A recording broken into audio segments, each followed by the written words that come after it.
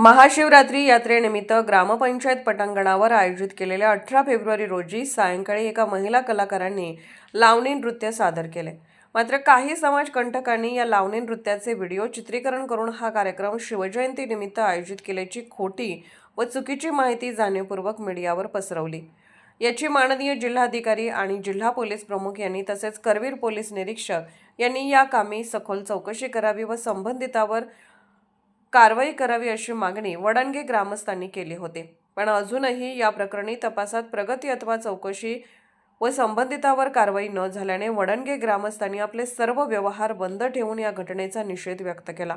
तसेच त्याचा लवकरात लवकर तपास करावा, अन्यथा जिल्हाधिकारी आणि जिल्हा पोलीस प्रमुख यांच्या दालनात मोर्चा काढला जाईल असे ग्रामस्थांच्या वतीने बोलले जात आहे।